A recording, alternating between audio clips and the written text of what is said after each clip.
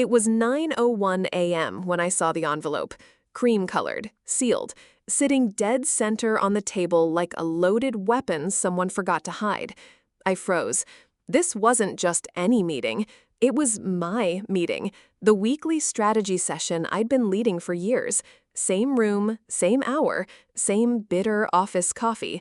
But this time, no team, no greetings, no whiteboard notes or project updates, just one man, Travis Wexler, the CEO's new son-in-law.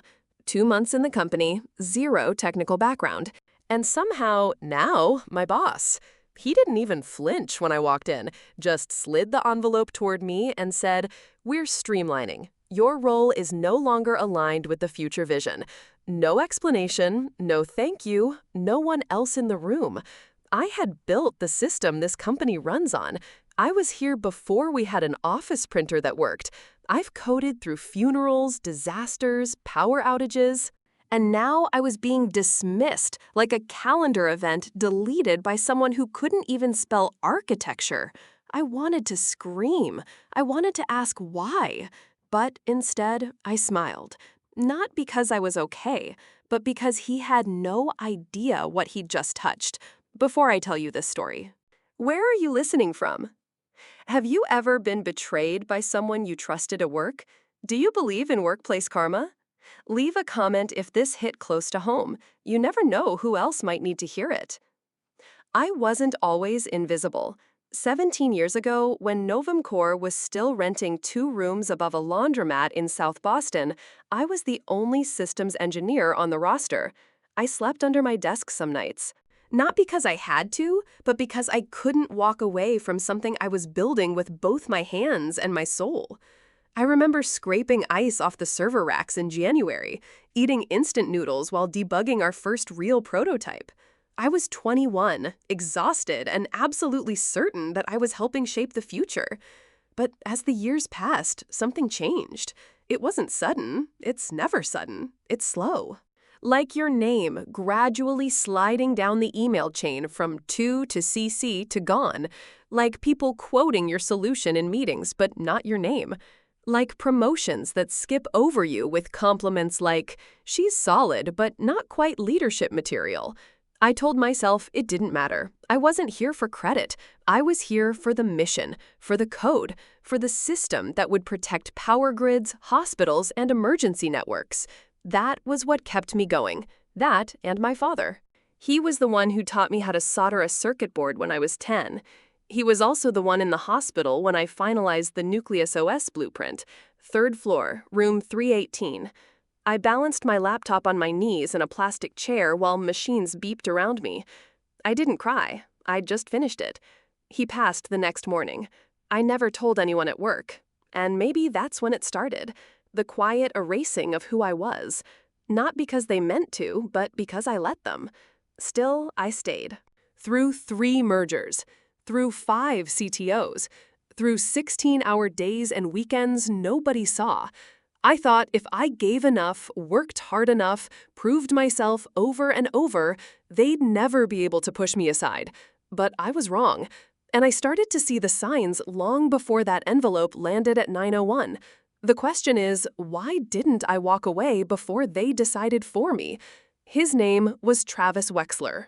And the first time I met him, I thought he was someone's +1 who got lost looking for the marketing wing. Clean haircut, expensive watch, that unnerving way of smiling like he already knew something you didn't. The kind of man who walked into a room like it owed him something and expected it gift-wrapped. He was introduced to us during an all-hands meeting as a strategic addition to our leadership vision. No title, no resume, no background in engineering systems or security.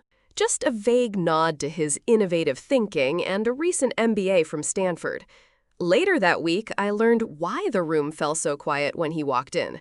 Travis had just married the CEO's only daughter. 2 weeks later, he was named Head of Innovation, a title we'd never had before, and a role no one could explain. Still, I tried to stay neutral. I'd seen fast-track promotions before. Usually they burned out on their own. I figured Travis would get bored after a few product demos. But he didn't. He showed up to every roadmap meeting, made wild suggestions like, can we teach the platform to anticipate emotional responses? And scribbled on the whiteboard like he'd read a Wired article the night before and decided it made him an expert.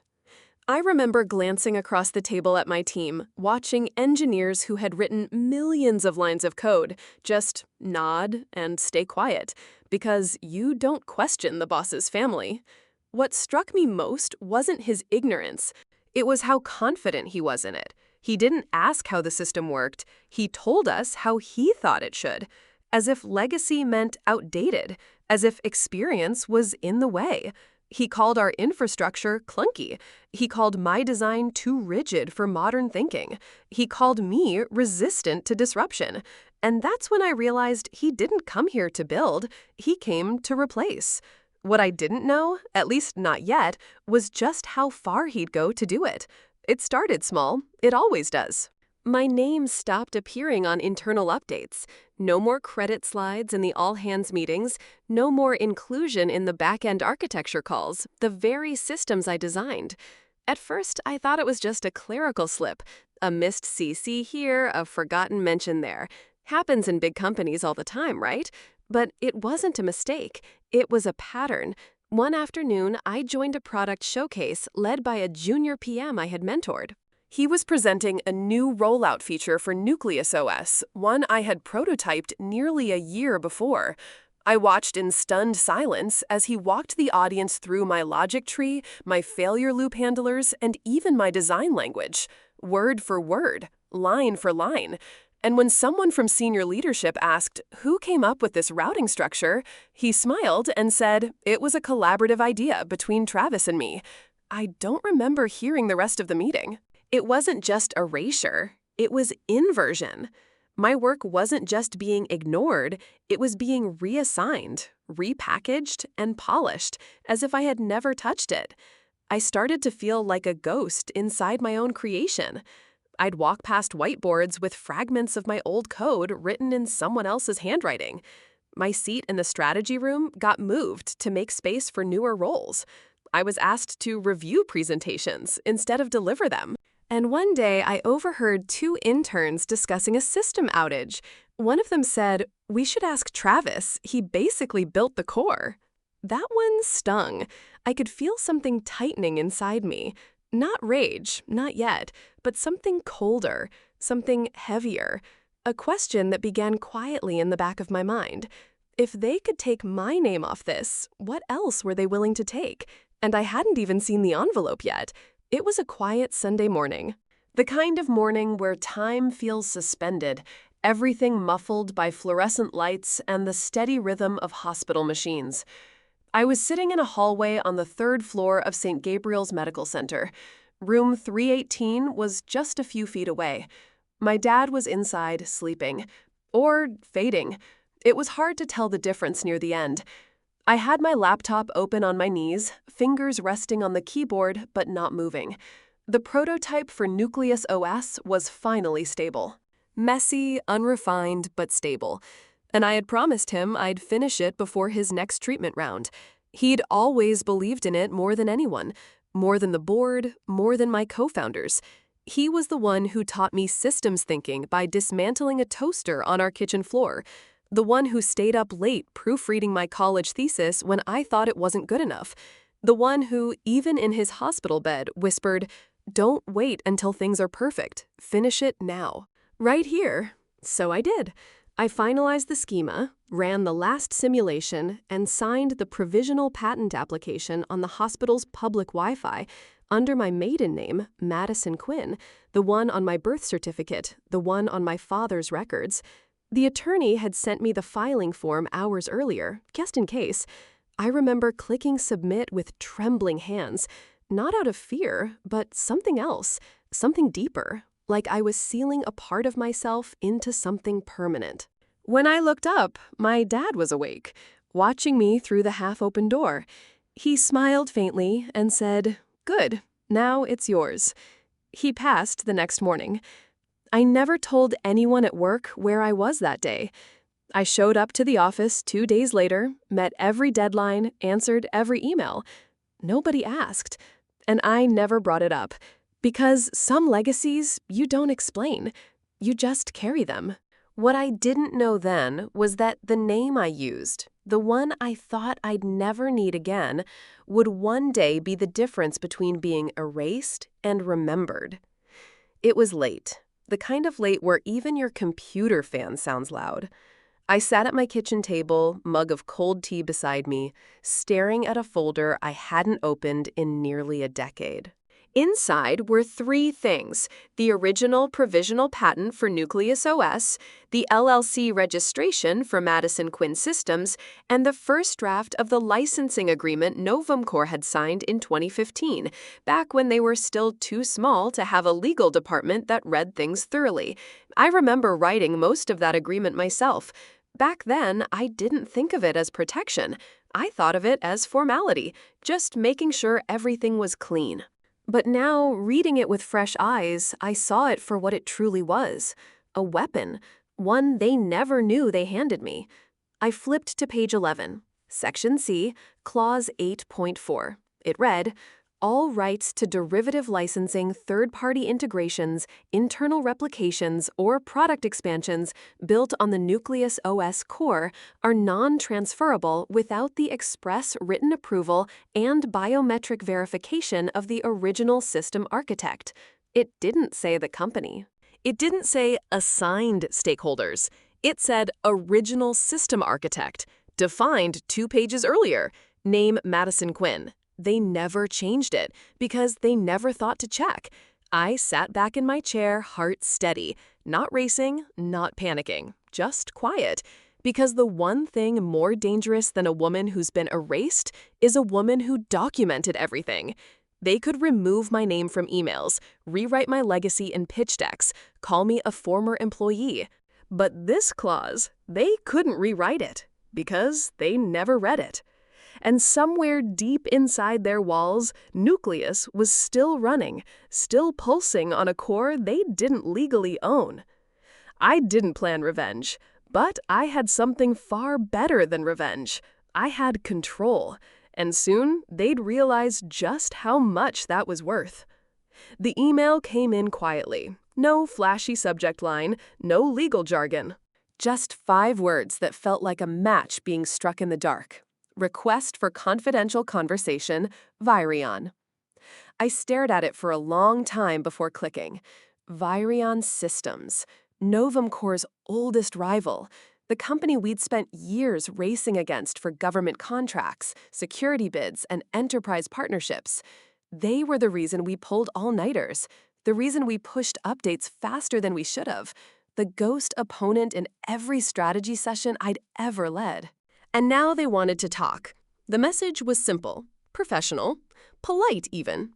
They'd become aware somehow that I, not Novum Core, might hold the underlying IP rights to Nucleus OS.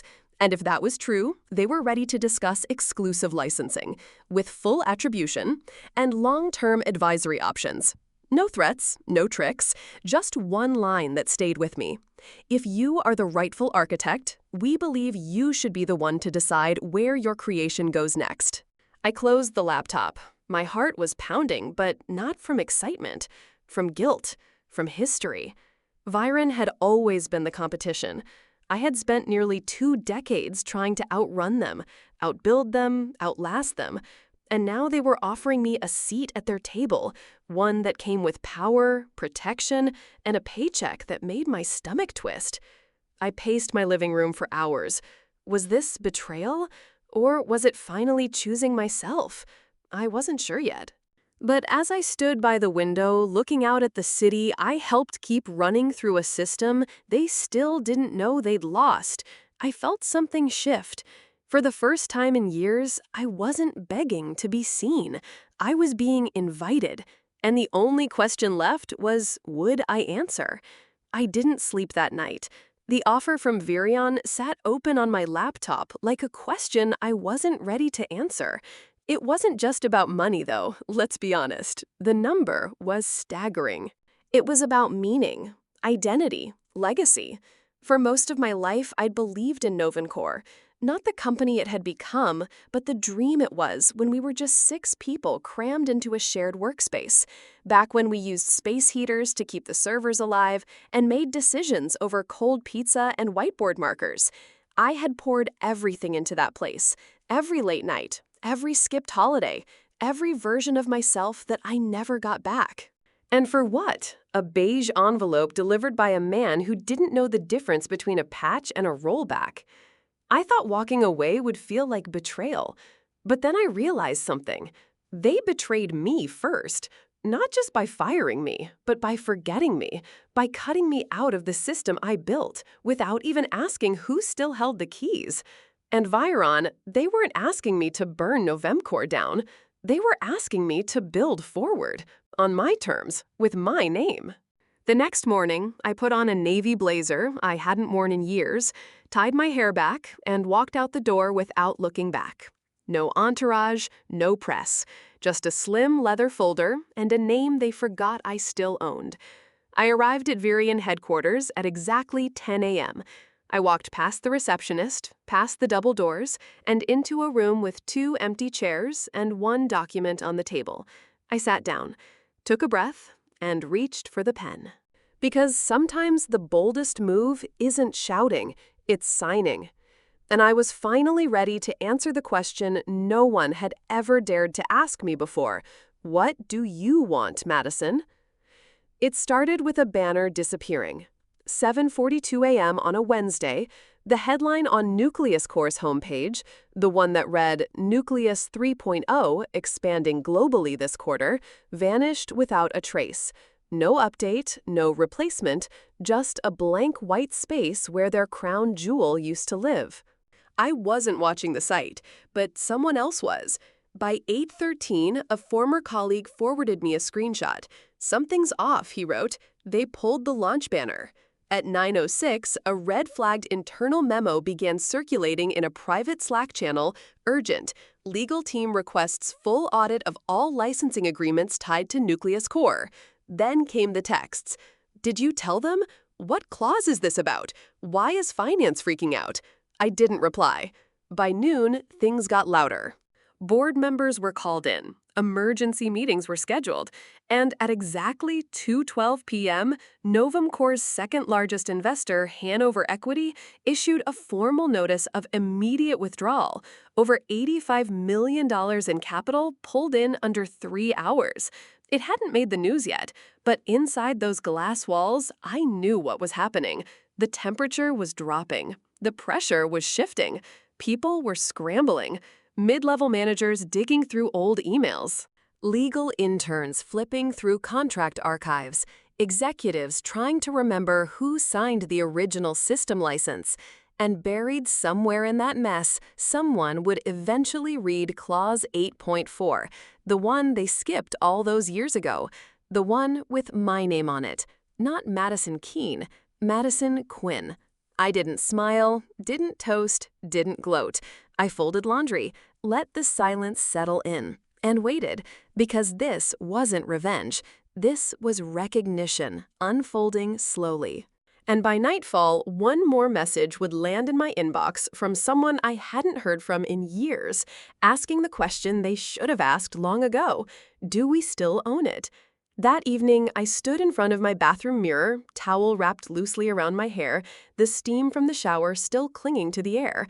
I looked calm, not victorious, not smug, just still. It was the first time in years I saw myself without the weight of trying to prove anything. No deadline screaming in my chest, no team waiting for my approval, no one watching for mistakes, just me. The same woman who once ate vending machine dinners at her desk because a server migration ran long. The same woman who wore the same coat 3 winters in a row to funnel her bonus into server upgrades. The same woman who got passed over again and again for someone newer, louder, shinier. And still I stayed, not because I was weak, because I believed. I believed that if you gave enough, showed up enough, stayed long enough, you couldn't be ignored. But I was wrong. They ignored me the moment I became inconvenient. And yet, in the silence after the storm, I didn't feel rage. I didn't want their apology. I didn't need to see their names fall off titles or watch their company crumble. What I wanted was simpler: to be seen for what I built, to protect what was mine. To know in the quiet of my own home that I had never needed to burn anything down because the truth had already been lit in contracts, in code, in choices. I stood there staring at myself, hair damp, eyes clear, and whispered, "You did it, not for revenge, but for the record." And just as I turned to leave the room, my phone buzzed. A new message, a familiar name, subject line, panel invitation. Infrastructure Futures Conference. I blinked, then smiled. Maybe the world hadn't forgotten after all. The lights dimmed just as the host stepped onto the stage. From behind the curtain, I could hear the rustle of programs, the low hum of anticipation, the soft click of camera lenses being prepped for the keynote session. My hands were steady. For once, my pulse didn't race. Not from fear, not from nerves, from clarity. The moderator spoke into the mic, her voice echoing through the vast auditorium. Please welcome the architect behind one of the most resilient infrastructure systems of the last decade, now exclusively stewarded under her guidance. Founder of Quinn Systems, creator of Nucleus OS. She paused. Madison Quinn. The doors opened and I walked out into the light. No team behind me, no logo to share the moment, just me, the woman they once labeled not a leadership fit. The woman who got cut from the email chain, then cut from the building. And now I stood on center stage, not as someone's employee, not as a line in a resume, but as the system itself. I walked past the panel table, 4 seats, each with a nameplate. When I reached mine, I paused. Black ink on brushed metal. Simple, bold. Madison Quinn, creator, not contributor, not technical advisor, not from the original team, creator. I took my seat. The conversation that followed was technical, layered, and deeply forward-thinking. We talked about post-quantum security, sovereign infrastructure, and how legacy systems evolve when their foundations are respected, not replaced. But the part I'll never forget came after. At the edge of the stage during the break, a girl, maybe 22, glasses too big for her face, press pass swinging awkwardly from her neck, walked up and whispered, "They told us you were just part of the team." But now I know you were the team. I didn't need to respond. I just nodded. Because sometimes recognition doesn't come with applause. It comes with truth finally said out loud. And as I stepped off that stage, a new email lit up on my phone. Subject line, about that advisory board position. It didn't happen all at once. The fallout from Clause 8.4 stretched over weeks. One by one, Novum Core's partnerships were reviewed, paused, or pulled. Licenses collapsed like dominoes. Contracts were flagged. Investors asked questions no one could confidently answer. Travis resigned quietly. A statement was posted full of vague language like pursuing new opportunities and grateful for the journey. His LinkedIn went silent 2 days later. As for the CEO, he never reached out. Not once. No apology, no explanation, just distance. And I didn't need anything more, because what mattered wasn't what they said, it was what they couldn't undo. My name, the one they tried to forget, now lived in every legal document, every system heartbeat, every launch that moved forward without them. Not because I fought louder, but because I built deeper. Now I lead my own team, smaller, sharper, not chasing market share, but protecting the ideas that matter, the people who build them, the systems that hold them. And when I walk into meetings now, they say Miss Quinn, with the kind of respect that isn't forced. It's earned. Here's what I've learned. Titles fade. Access ends. People forget.